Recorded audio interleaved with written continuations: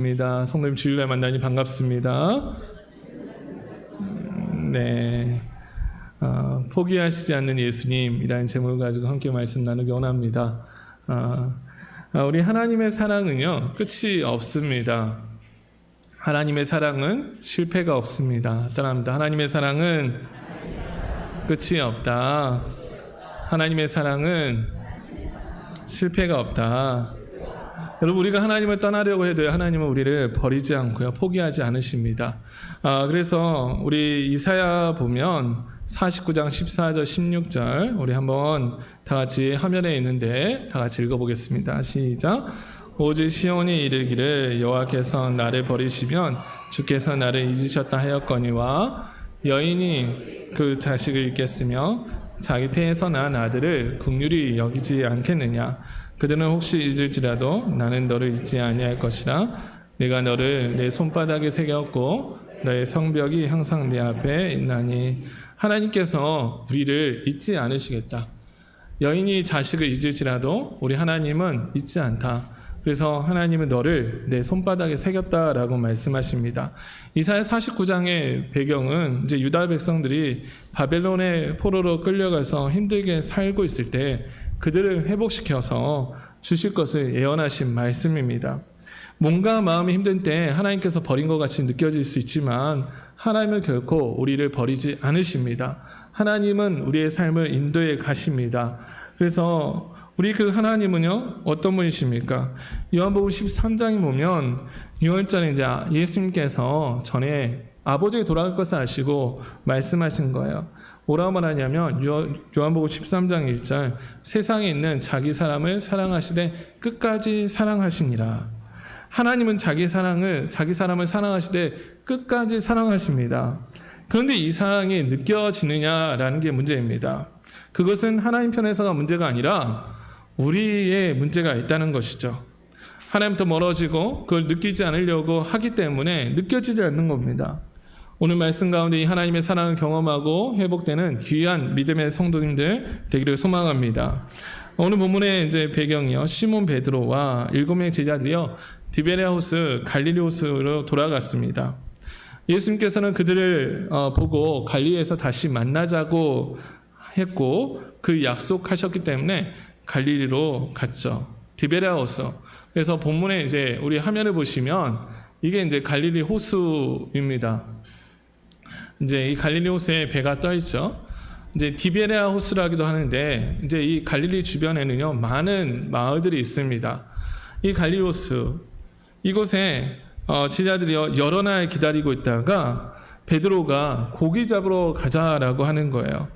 자기는 고기를 잡으러 가겠다. 5명의 제자들도 고기를 잡자고 바닷가에 갔습니다.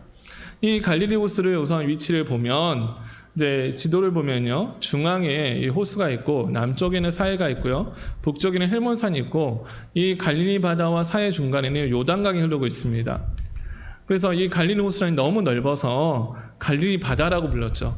풍랑 가운데 예수님께서 제자들을 만나셨던 곳이 이 갈릴리 호수, 이 바다가 불러는 또 산상수훈이 일어났던 곳이요 이 북쪽에 있던 그 갈릴리 주변의 마을에서 일어났던 일입니다.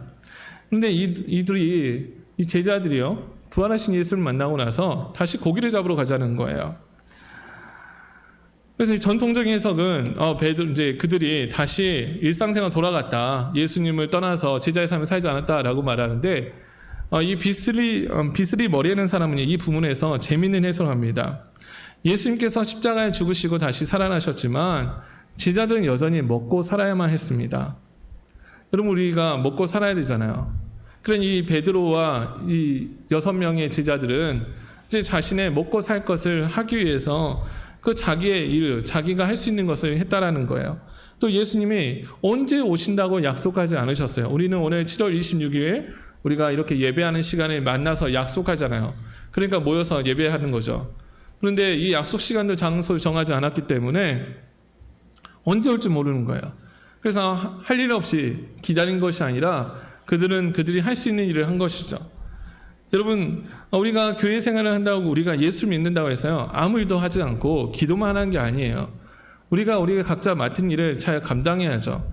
여러분 일하지 않는 자는 뭐 하지도 말라? 먹지도 말라라고 말합니다. 하나님께서는 아담에게 어떻게 합니까? 너가 땀을 흘려야 일해서 소득을 얻는다라고 말해요. 그래서 우리가 어떻게 합니까? 여러분, 우리가 가진 일을 가지고 최선을 다해서 살아가는 거예요. 그래서 이들은요 3년 만에 다시 그물을 잡았습니다. 그물을 잡았는데 본문에 보면 언제 잡으러 가냐면 밤에, 3절에 보면요 그날 밤에 갑니다. 밤에 왜 가느냐? 밤에 고기가 더 잘 잡히기 때문이고, 두 번째로는요 밤에 고기를 잡아서 새벽에 팔려고, 아침에 팔 수 있었기 때문에 열심히 그물도 던지고 자기가 할 수 있는 방법을 다 해봤습니다. 그 결과가 무엇입니까? 그 결과가 3절에 보니까 아무것도 잡지 못했다라고 말해요. 허탕이에요, 허탕. 뭐 좀 표현하면 망했어요. 여러분, 열심히 했는데 아무것도 안 잡히면 어때요? 먹을 수 있어요, 없어요? 없잖아요. 허탕인 거예요. 이 어둠이 지나고 새벽에 멀리 떨어진 해안에서 누군가 이들에게 외칩니다. 얘들아, 너에게 고기가 있느냐? 얘들아, 이 얘들이란 표현이요 예수님께서 제자들을 부르실 때 사용한 표현이에요. 얘들아, 그럼 제자들이 여러분 고기를 못 잡았는데 힘이 있었을까요, 없었을까요? 고기 못 잡았어요. 그럼 힘이 있어요, 없어요? 뭐 신났을까요? 아니죠. 힘이 없는 소리로 없습니다 라고 말합니다. 여러분, 예수님께서 함께하지 않은 인생은요 어떠한지 제자들의 삶을 통해서 성경 우리에게 보여주는 거예요. 아무것도 할 수 없는 상태가 되었습니다. 이 갈릴리 호수에서 열심히 바다에서 그물을 던졌지만 고기를 못 얻는 거예요. 얼마나 허망한 인생입니까? 요한복음 15장에는 예수님은 말씀하셨어요. 나는 포도나무여 너희는 가지니 나를 떠나서 너희가 아무것도 할 수 없다. 여러분, 예수님 없이 살아가는 인생은요 빈 그물입니다. 제자들의 삶처럼 보여져요. 빈 그물이에요. 예수님 없이 살아가는 인생은요 아무리 열심히 살아가고 열심히 노력하지만 만족함이 없어요. 실패 인생입니다. 여러분, 예수님 없이도 살아갈 수 있다고 생각하면 그거는 오해입니다. 왜요? 예수님만이 풍족함을 주실 수 있기 때문에. 예수님은 이 제자들의 실패의 모습에서 그들의 인생길에서 실패를 걸어가지는 않기를 원했어요. 그래서 예수님은 6절에 이렇게 말씀하십니다. 6절, 우리 본문 말씀 6절 다 같이 읽어보면 시작. 이르시되 그물을 배 오른편에 던지라.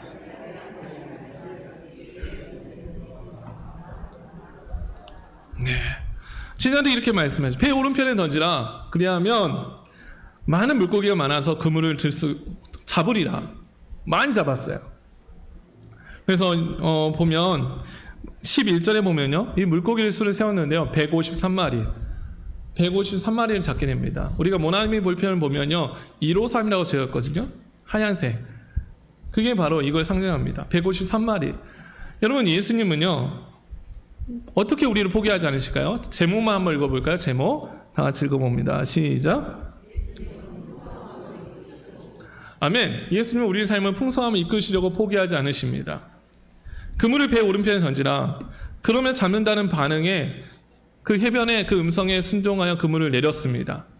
그물을 내렸는데 전에 안 해봤을까요?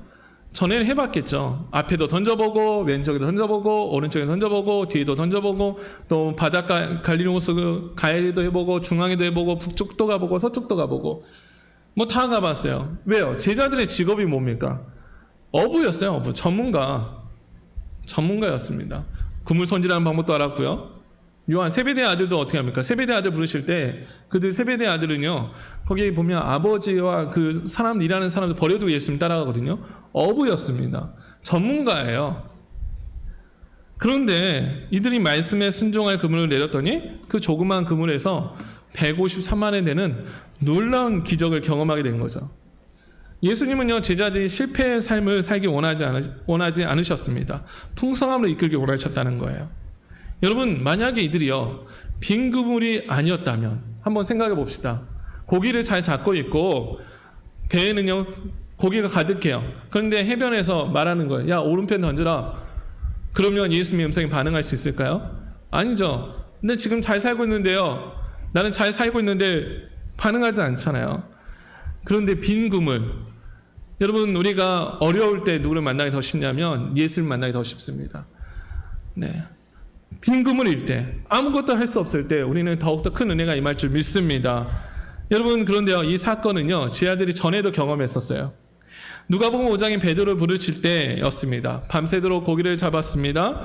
고기를 잡는데 잡지 못한 거예요. 그래서 베드로 보고 예수님께서 말씀하셔요. 깊은 데로 가서 그물을 내리라 라고 했더니 그때 베드로가 순종함으로 그물을 내렸더니 어떻게 됩니까? 찢어질 정도로 많이 잡게 되었어요. 이미 베드로는 한 번 사건을 경험한 적이 있습니다. 그리고 베드로는 직감적으로 이걸 고기를 잡고 나서 예수님이시구나. 옆에서 7절에 보면 요한복음 21장 7절 사랑하는 제자 요한을 말합니다. 요한이 야 주님이시다 라고 하니까 베드로가 옷을 벗고 일하고 있다가 겉옷을 두르고 약 100m 떨어진 곳을 바다를 뛰어들어서 헤엄쳐서 갑니다. 주님이라 말하니까 베드로는 그렇게 열정적인 사람이었죠. 그런데 올라가 보니까 웬일입니까? 올라가 봤더니 어떤 일이 벌어졌냐면 9절 10절 다 같이 읽어봅니다. 9절 10절 시작.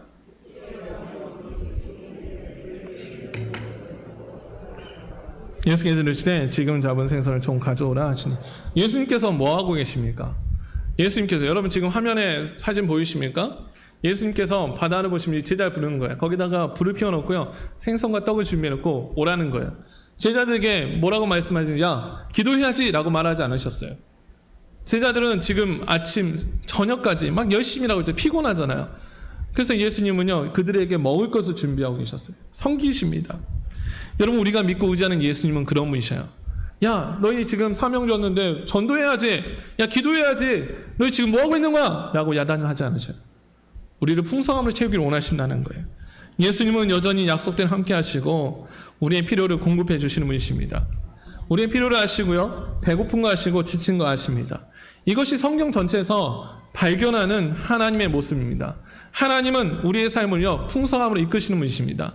따라합니다. 하나님은 우리의 삶을 풍성함으로 이끄십니다. 우리 화면에 있는 빌립보서 4장 19절 우리 다 같이 한번 읽어볼까요? 시작. 나의 하나님이 그리스도 예수 안에서 영광 가운데 그 풍성한 대로 너희 모든 쓸 것을 채우시리라. 네, 아멘하는 자에게만 은혜가 있을지어다. 마스크를 써서 아멘을 못하나요? 네, 하나님이 그리스도 예수 안에서 영광 가운데 그 풍성한 대로 너희 모든 쓸 것을 채우시리라. 하나님 우리는 풍성함을 채우시기 원한다는 거예요. 부활하신 예수님께서는요 우리를 고생길로 가기를 원하지 않으신 거죠. 그래서 마태복음 11장 28절 참 많이 이렇게 암송하는 구절인데요. 수고하고 무거운 짐진 자들아 다 누구에게로 오라? 내게로 오라. 내가 너희를 쉬게 하리라. 여러분 수고하고 무거운 짐진 자들 우리 인생의 수고하고 무거운 짐진 자들이 예수님을 만나야 돼요. 여러분 얼마나 고생길을 갑니까? 수고하고 무거운 짐을 많이 지지 않습니까? 그래서 너희 모든 염려를 내게 맡겨버리라. 하나님은 우리를 풍성함을 채우시기 원하신다는 거예요. 그래서 이 예수님의 음성에 반응하기를 원합니다. 여러분 예수님의 제자들의 풍성한 삶을 이끌기를 원하시는 것처럼 우리의 삶도 이끄신다는 거예요. 그래서 포기하지 않으셨어요. 또한 두 번째는요 예수님은요 우리 제목을 한번 읽어볼까요? 시작. 예수님은 상처를 치유하시려고요 포기하지 않으셨어요. 이 밥을 먹고 있는데 예수님께서요 주시고 먹는 가운데 15절에 보니까 그들이 조반 먹은 후에 예수님께서 시몬 베드로에게 말씀하시는 거예요. 뭐라고 말하냐면 요한의 아들 시몬아 너가 이 사람들보다 나를 더 사랑하느냐라고 말했어요. 베드로는 이미 예수님을 3번 부인했던 상처를 안고 있던 사람입니다. 요한복음 13장에 보면 우리 본문에 보면 27절에 베드로가 말하는 게 이거였죠. 예수님을 부인하기 전이었습니다. 한번 읽어볼까요? 시작. 베드로가 이르되 주여 내가 지금은 어찌하여 따라갈 수 없나이까 주를 위하여 내 목숨을 버리겠네. 주를 위하여 내 목숨도 버리겠습니다. 다짐했던 사람이었어요. 그러니까 예수님께서 말하죠. 야 너가 나를 위해서 목숨 버리겠느냐? 내가 진실로 이거는 진짜 확실하다. 내게 이르노니 닭 울기 전에 너가 나를 3번 부인한다. 닭 울기 전에. 예수님이 칭찬하잖아요. 왜 이 말씀하셨을까요? 너가 시험이 있기 때문에 이렇게 될 거야. 미리 알려주시는 거예요. 그리고 예수님 신문당하실 때 베드로는 어떻게 합니까? 3번을 부인합니다. 부인하는 순간 닭 울고 나서 누가복음 22장 61절에 보면요 예수님께서 베드로를 보셔요. 베드로의 마음은 어땠을까요? 베드로는요 심히 통곡합니다. 베드로는 마음에 상처가 있습니다. 나는 예수님 배반한 사람이야. 나는 예수님 배반한 사람이야. 부활하신 예수님을 만나도요, 이 상처는요 여전히 있는 거예요. 자신은 실패한 사람이야 자책하고 있는 겁니다. 그런 베드로를 예수는 포기하지 않고 질문하시는 거예요. 너가 나를 사랑하느냐라고 물었습니다. 처음에는 첫 번째, 이 사람들보다 너가 나를 더 사랑하느냐. 3번이나 묻는 겁니다. 공개적으로 물었어요. 왜요? 제자들도 다 알고 있거든요. 베드로, 야 3번 예수 부인했다며? 자기도 똑같으면서. 자기들은 뭐 했어요? 베드로는 그나마 대제사장의 집까지 갔잖아요. 제자들은 다 어떻게 합니까? 제자들은 다 도망갔어요. 다 알고 있는 내용이죠. 그런데 베드로는 3번을 말할 때, 예수님이 3번 물으실 때 마지막에 이렇게 말합니다. 주님, 모든 것을 아시오매. 모든 것을 아시오매. 더 이상 이제 부인하지 않고요. 주님께서 사랑할 것을 아십니다. 여러분, 사랑의 대답을 3번 반복하면서 베드로는 어떻게 됩니까? 치유되어지기 시작해요. 그걸 어떻게 할 수 있냐면, 나중에 여러분 베드로가 쓴 서신서에는 베드로 전후서와 사도행전을 보면요, 베드로는 더 이상 자책하지 않습니다. 나는 예수님 부인한 사람이야 라고 말하잖아요. 나는 예수님 부인한 부끄러워 괴로운 인생을 살지 않습니다. 여러분, 우리가 인생길을 살아가면서 베드로처럼 실패할 수 있어요. 죄의 문제 때문에 마음껏 고통 가운데 있는 분들도 있을 수 있어요. 나 같은 사람이 어떻게 예배할 수 있어? 야, 나 같은 자가 어떻게 하나님 앞에 나아갈 수 있어? 예배에도요, 마음이 시원하지 않고요, 찬양을 불러도 마음이 시원하지 않는 거예요. 어떻게 나 같은 사람이, 그 마음이 답답한 분들이 있을 거예요. 여러분, 영적인 베드로 같은 우리에게 그 우리의 모습을 치유하신 것이요, 바로 십자가의 사랑이신 예수님만이 하실 수 있습니다. 그럼 예수님께서 왜 사랑하느냐라고 질문할까요? 여러분, 사랑하느냐, 연인 사이에 이런 질문 하잖아요. 당신 날 사랑해? 네, 우리 부부 사이에도 이런 질문 하나요? 당신 날 사랑해? 네, 요즘에는 사랑하냐 묻지 않죠. 우리나라 사람이요, 표현을 잘 안 한대요. 사랑한다고. 근데 사랑하냐라는 질문 안에는 어떤 내용이 들어있냐면, 그러니까 내가 당신을 사랑하기 때문에 당신 나를 사랑하느냐라고 묻는 거예요. 내가 너를 사랑하는데 너는 나를 사랑하냐? 사랑하시기 때문에 질문하는 거예요. 여러분, 우리 예수님은요, 한 번 사랑하는 자 따라합니다. 예수님은 한 번 사랑하는 자를 끝까지 사랑하신다. 예수님은요, 사랑하는 자를 끝까지 사랑하셔요. 끝까지. 그래서 하나님 절대 놓지 않아요. 절대 놓지 않습니다. 포기하지 않아요. 하나님에게 포기라는 것은 없어요. 사람은 포기할지라도 하나님 포기하지 않으셔요. 여러분, 이 사랑의 고백을 듣고 나서 예수님이 뭐라고 말씀하십니까? 예수님께서 15절, 16절, 17절에 보면 계속해서 말씀하신 게 있어요. 내 양을 먹이라, 내 양을 치라, 내 양을 먹이라.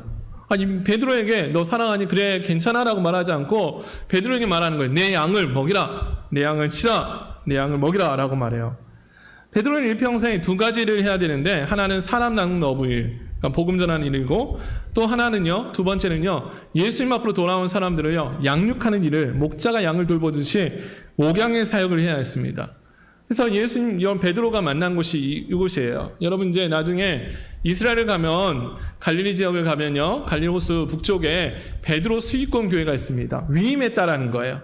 내 양을 먹이라, 내 양을 치라. 그래서 이걸 기념하기 위해서 교회가 지어졌고요. 그 옆에 보면 동상이 있습니다. 동상. 예수님께서 베드로를 내 양을 먹이라, 내 양을 치라. 네. 가보면 그 말씀을 기억하고 그 자리에 서 있으면요, 얼마나 은혜가 되는지 몰라요. 여러분, 양을 먹이고 힘이 입히는 것은요, 쉬운 겁니까? 여러분, 애들 먹이고 입히는 거 쉽습니까? 우리 집사님이 보니까 집에 대학생이 2명 있는데, 아이고, 그 상전을 모신다고. 네. 입맛을 맞추려고 쉽지가 않잖아요. 먹이고 입히는 거 쉬워요, 어려워요? 어렵죠. 여러분, 예수님은요, 사랑하는 자에게 자기 양을 맡기십니다. 여러분, 예수님을 사랑한다는 것, 우리가 예수님을 사랑한다고 말하잖아요. 그러면 예수님을 사랑한다는 것은요, 따라합니다. 예수님의 양을 사랑으로 돌보는 것이다. 이 2가지는 구분되지 않습니다. 예수님을 사랑하는 것은요, 예수님의 양을 사랑하고 돌봐야 합니다. 하나님의 자녀는요, 당연히 하나님의 다른 자녀를 사랑해야 합니다. 그래서 하나님을 사랑하는 자, 형제를 사랑하는 것이죠. 그러면 어떻게 합니까? 이 예수님을 사랑하는 마음을 가지고 있으면 돌봅니다.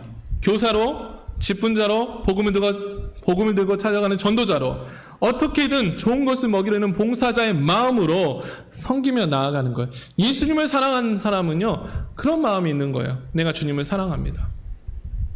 주님을 사랑합니다. 그래서 그 사랑하는 마음으로 돌보는 것이죠. 여러분, 목양하는 거 쉬울까요? 아니요, 쉽지가 않아요. 여러분, 사람마다 다 목양하면 먹고 입히는 게 쉽지가 않잖아요. 다 돌보면 다 다른데 어떻게 그게 가능합니까? 그런데 사랑의 마음으로 하는 겁니다. 예수님은 그래서 끝까지 이 상처를 치유하시려고 포기하지 않으셨어요. 세 번째는 예수님은요, 우리 제목만 한번 읽어볼까요? 시작. 네, 사명을 감당케 하심으로 포기하지 않으십니다. 예수님은 끝까지 제자의 사명을 감당하게 하심으로 다시 한번 부르셨습니다. 이것은 마태복음 4장에 보면 베드로를 부르셨을 때 부르심을 동일합니다. 예수님을 따라가는 길, 그냥 베드로를 부르셨는데 보니까 예수님께서 먹이라고 말하고요. 18절, 요한복음 18, 우리 21장 18절 다 같이 읽어봅니다. 시작. 내가 진실로 진실로 내게 이르노니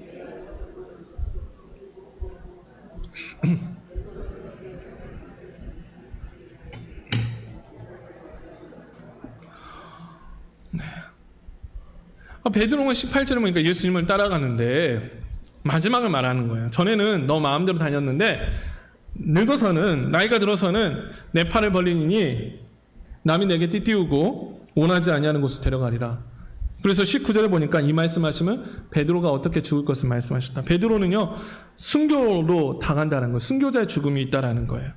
여러분, 예수님을 따라가는 것은요, 잘 살게 해주고 결혼생활도 행복해지고 경제적으로 풍부하고 그런 말씀이 아닙니다. 예수님은 자기를 따라오라고 말씀하시면서 뭐라고 말씀하시냐면 자기를 부인하고 자기 십자가를 지고 따라오라고 말해요. 그래서 예수님을 따라가는 길은 좁은 문, 좁은 길입니다. 좁아요. 많은 사람들은 넓은 길로 가는데 예수님을 따라가는 사람은 극히 적다라고 말해요. 제자의 길은요, 가기가 쉽지가 않아요. 쉽지가 않습니다. 그런데 예수님을 따라가는 것은요, 예수님 말씀이 무엇인지 믿고 순종한 삶을 살기로 결단하는 거예요. 핍박이 있어도 가는 것입니다. 그런데 그리스도를 따를 때 조심해야 할 것이 있다라는 거예요. 베드로가 이제 나를 따르라고 말하는데, 예수님께 따라라고 말하는데 20절에 보니까 베드로가 돌이켜서 예수님께 물어보는 거죠. 사랑하는 제자가 따르는 것을 보니 그 제자를 보고 주님, 21절에 이 사람은 어떻게 됩니까? 그 요한을 말하는 거거든요. 주님, 이 사람은 어떻게 됩니까? 라고 물어요. 그러니까 베드로는 자기는 순교의 죽음을 당한다니까, 요한은요, 왜 나만 그 길 가야 돼요, 예수님? 요한은요. 여러분, 이것은요, 종종 우리에게 드는 질문이기도 합니다. 다른 사람들보다 내가 더 견디기 힘든 십자가를 지고 있는 게 아닌가 하는 의심이 들 때가 있어요. 왜 나만 그래야 되는가? 왜 나만 해야 되는가? 왜 나만 그 십자가를 감당해야 되는가? 다른 사람은요. 여러분, 이 경쟁심을 조심해야 합니다. 예수님을 따라갈 때. 왜 나만 해야 되는가? 여러분, 교회에서 봉사하면서도요, 왜 꼭 나만 해야 되는가? 다른 사람을 보면요, 내가 은혜가 안 되는 거예요. 왜 우리가 합니까? 하나님께서 주신 은혜에 감사해서 우리가 그게 하는 거 아닙니까? 하나님께서 주신 은혜에 감사해서 우리가 그 섬김을 하는 거 아닙니까? 그런데 비교하는 거예요. 왜 나만 해야 되는가? 여러분, 전에 이제 제가 우리 위에서 사역을 할 때 아이들이 처음에 주보적기를 시켰어요. 초등학교 때는 보니까 아이들이 잘하더라고요. 야, 도와줘 그러면 네, 목사님 하면서 너무 기쁘게 잘 도와주는 거예요. 중학생이 되니까 애들이 어떤 줄 아세요? 중학생이 되니까 이렇게 말하는 거예요. 왜 목사님 나만 해야 돼요? 왜 저희는 안 해요? 왜 저희는 안 해요? 왜 저희는 안 해요? 이제 좀 보는 거죠. 전에는 뭐 재밌어가지고 막 하는 거예요. 그런데 우리 안에 그런 마음이 있다면 여러분 점검해 봐야 돼요. 여러분, 내가 진짜 예수님을 따르는가? 여러분, 예수님을 따르는 것은요, 획일적이지 않습니다. 베드로는 순교하게 하셨지만 요한은 오래 살았어요. 그래서 반모섬이라는 곳에 가서 계속해서 그곳에서 살다가 죽게 됩니다. 그런데 두 사람은 다 신실하게 예수님을 따라갔어요. 왜 따라갑니까? 하나님께 용서와 은혜를 받았기 때문에 할 수 있는 거예요. 여러분, 우리도 예수님을 따르는 길에 우리는 다시 한번 부르십니다. 그래서 예수님을 우리를 부르셔요. 제자의 삶으로. 그래서 그 사명을 감당케 하시면 우리를 포기하지 않습니다. 여러분, 내가 따라가지 않는다면 우리는 놔둘까요? 아니요. 어떻게든 그 길 따라가게 하셔요. 어떻게든 그 길을 감당하게 하셔요. 그래서 우리가 예전에 우리 어르신들이 꼭 하시는 말이 있어서요. 뭐냐면 맞지 말고 순종하자. 네. 고난당하지 말고 순종하자. 기쁨으로 하자. 따라합니다. 기쁨으로 순종합시다. 비교하지 말고 순종합시다. 여러분, 예수님은요, 우리는 포기하지 않습니다. 포기하지 않아요. 예수님 사전에 포기라는 단어는 없습니다. 하나님의 사전에 포기라는 단어는 없어요. 하나님은 우리 실패와 좌절 속에 있는 우리의 삶을요, 풍성한 삶으로 이끄십니다. 우리가 말씀대로 살지 못하고 낭망할 때도 다시 사랑으로 우리를 부르시는 주님이십니다. 내가 너를 사랑한다. 너는 나를 사랑하느냐? 그리고 우리의 다시 믿음의 길을 가게 하시는 분이 예수님이십니다. 여러분, 우리도 이런 예수님처럼 베드로처럼 고백하기 원합니다. 옹카노 목사님 책에 이렇게 내용이 적어져 있더라고요. 내가 주님을 사랑합니다 라고 고백할 수 있는 은혜를 주시옵소서.